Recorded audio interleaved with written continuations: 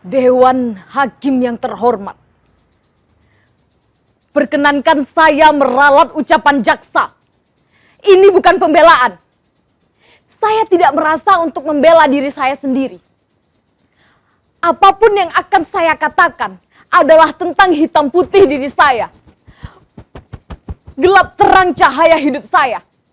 Benar atau salah yang saya katakan, terhadap apa dan siapa saya tidak peduli. Ini kali terakhir saya membuka mulut saya. Untuk itu Dewan Hakim yang terhormat, izinkan saya bicara.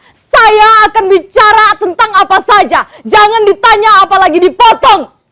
Jika waktunya untuk berhenti, maka saya akan berhenti untuk selamanya. Saya, seorang TKW, dan seorang pembunuh.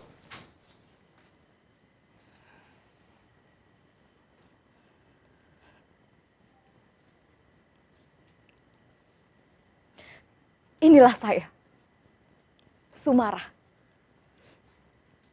36 tahun, seorang buruh, babu, dan budak sudah menjadi pilihan.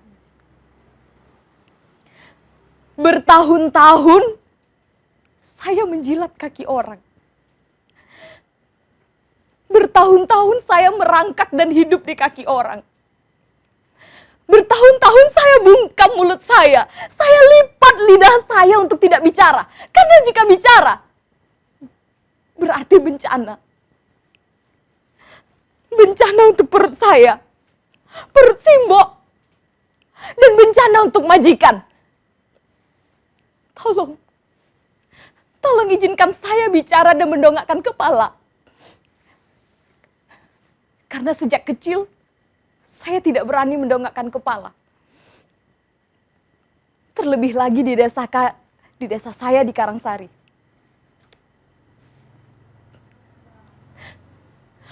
Orang-orang Karangsari selalu membuat saya gugup dan takut dengan cibiran-cibiran dan bisikan-bisikan mereka.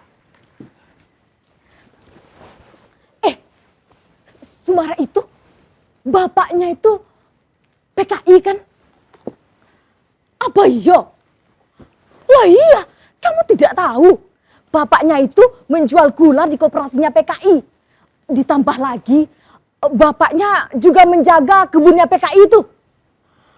Oh alah, saya dengar-dengar baru-baru ini Sumarah itu ingin mendaftar jadi pegawai kantor. Pegawai kantor? Ya mana bisa, ya keburu kecegal atau di kelurahan. Sumarah. Kok yo cita-citanya tuh ketinggian karep yo. Tapi sekarang bapaknya ada di mana? Ya sudah diciduk.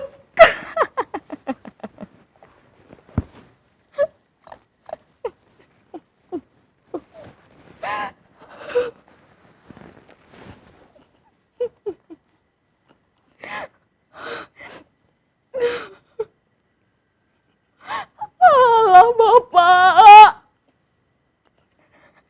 aku ingin kau ada dan bungkam mulut orang-orang itu. Rasanya aku lebih percaya apa yang kata Simbo. Bahwa kau adalah orang baik. Tapi kau lugu dan bodoh.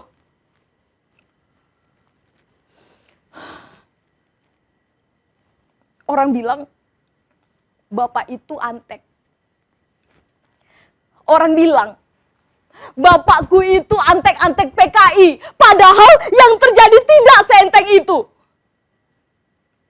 Pada suatu malam, tepat setelah Bapak pulang wiritan, Den Projo, Pak Lurah Karangsari datang bersama 2 tentara menyeret dan membawa Bapak. Kau harus ikut dengan kami. Dan Simbo hanya bisa terdiam dan menjerit bertanya kepada Den Projo, mau dibawa kemana Bapak? Tapi Den Projo hanya menghadik Simbo. Kamu manut saja dulu kalau tidak mau diseret-seret juga. Alah Gusti, Seliman itu tidak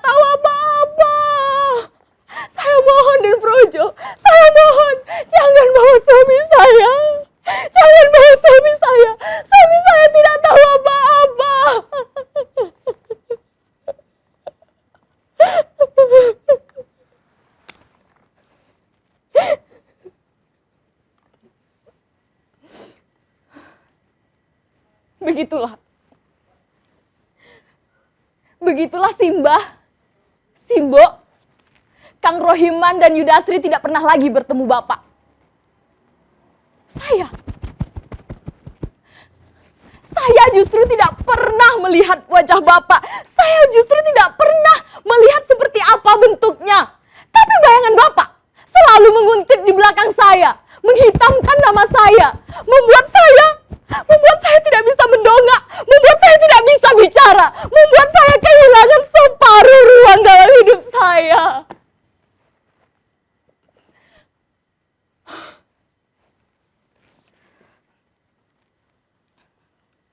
Kata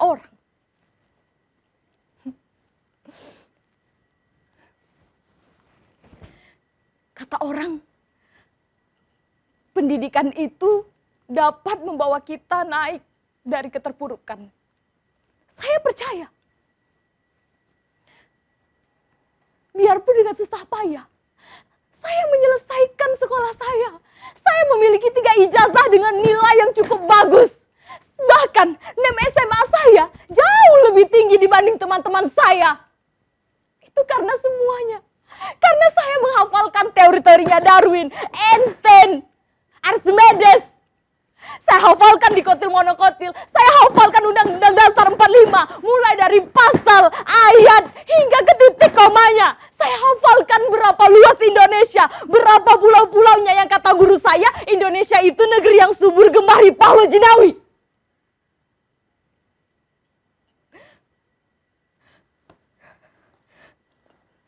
Dan yang paling saya ingat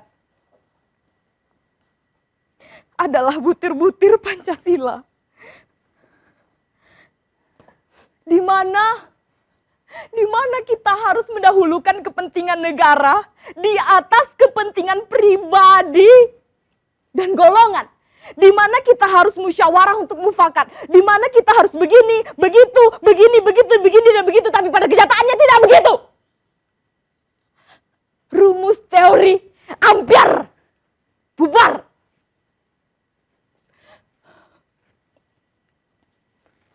Ijazahku, rapotku, NEMku macet saat aku mencari kerja. Ijazahku tak berbunyi apa-apa. Aku ingat dulu ketika aku hanya seorang tamatan madrasah. Pekerjaan yang cocok denganku hanya menjadi seorang babu. Menjadi pembantu rumah tangga.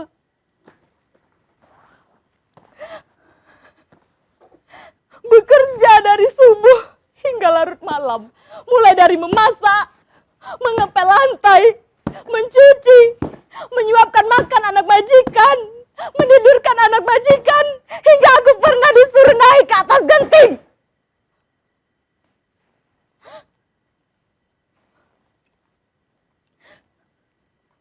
Bahkan, aku pernah mengurus surat keterangan bersih diri terbebas dari ormawa terlarang. Tapi Pak Lurah bilang,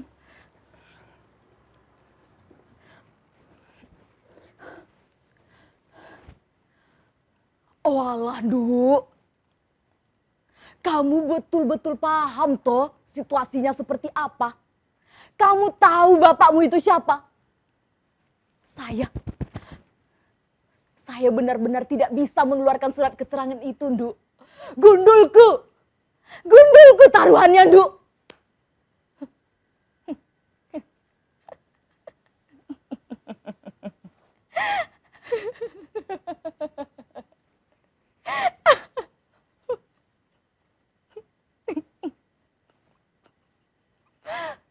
Jika benar bapakku bersalah, lantas apa iya? Aku, Simbah, Simbo, Kang Rohiman dan Yudasri harus menanggung dosa ini selamanya. Dikucilkan, dirampas hak-hak kami, terdepa dari negeri sendiri.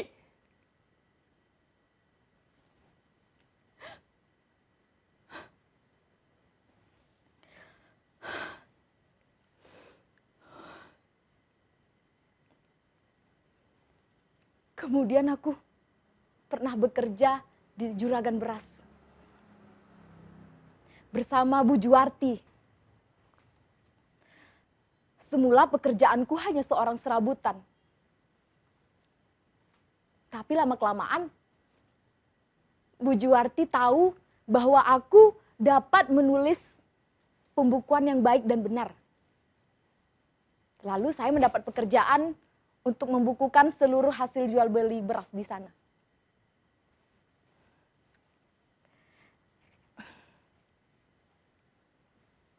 Dan dari pekerjaan di juragan beras itu pula, saya berkenalan dengan seorang pria yang saya cintai.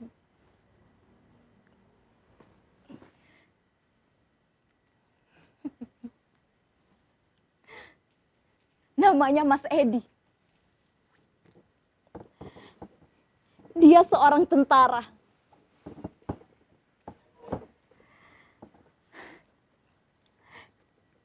Cinta saya sangat bersemi.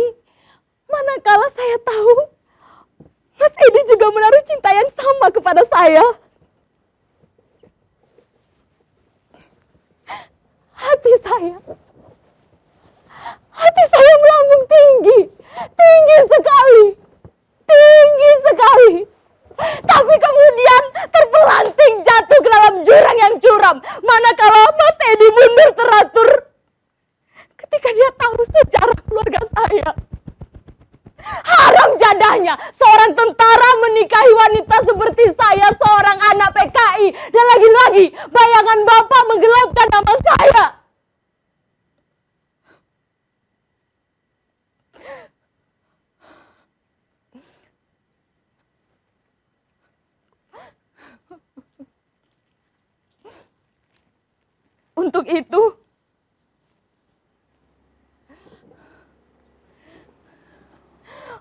Untuk itu saya memutuskan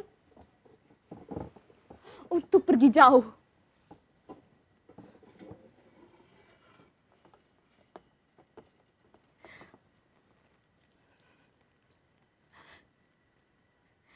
Di mana bayangan Bapak tidak lagi dapat menguntit saya.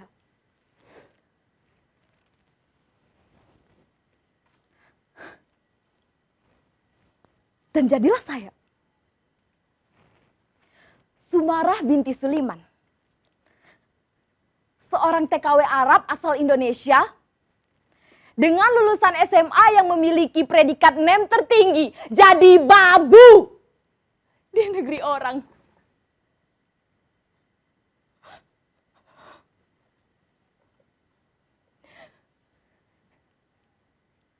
Kosinus, tangen, diferensial, jadi mesin cuci.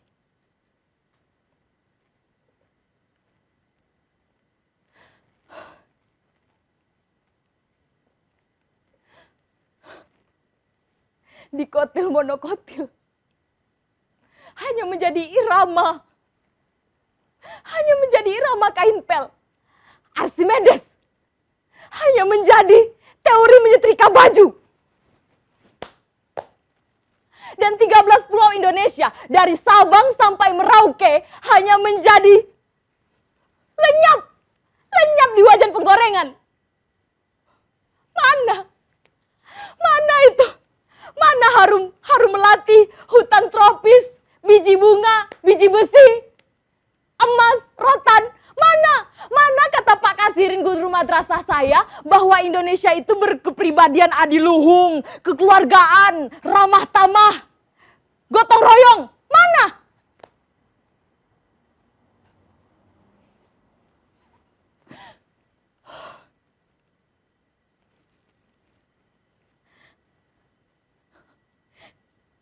Di balik jubah-jubah majikan saya,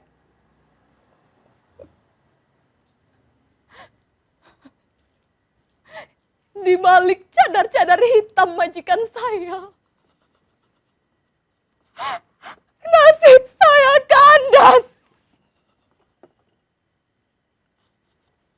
Gaji saya setahun mencari-cari. Dan kejadian itu, saya diperkosa.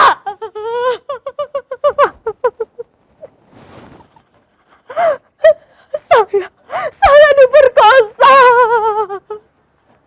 Seperti budak hina yang halal dibinatangkan.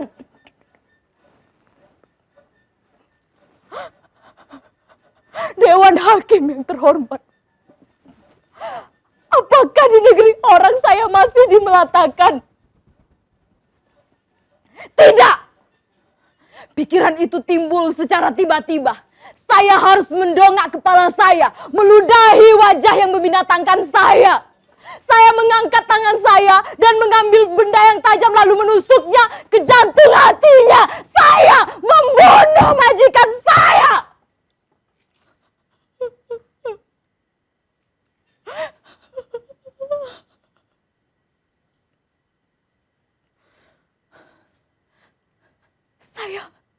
Saya sadar saya akan divonis mati. Saya tidak butuh pembela. Saya tidak butuh penasihat hukum. Saya tidak mampu membayarnya. Saya juga tidak mau menyelipkan rupiah untuk menyelamatkan segala tuduhan yang ada pada saya. Toh semuanya sudah jelas. Segala tuduhan yang ada pada saya itu benar adanya. Segala ancaman hukum, vonis mati, saya terima tanpa banding dan apalah namanya.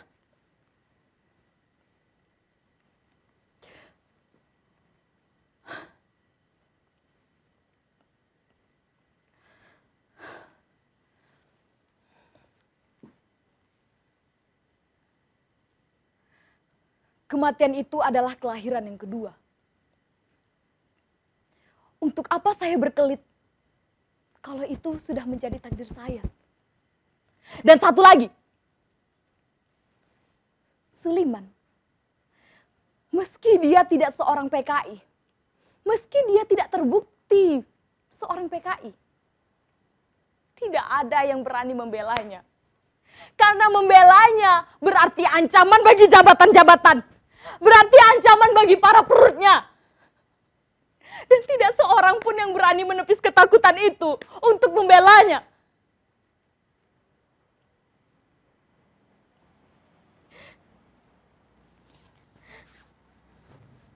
Kekuasaan itu begitu indah. Kekuasaan itu adalah sihir yang mujarab untuk menutup perut-perut yang menganga.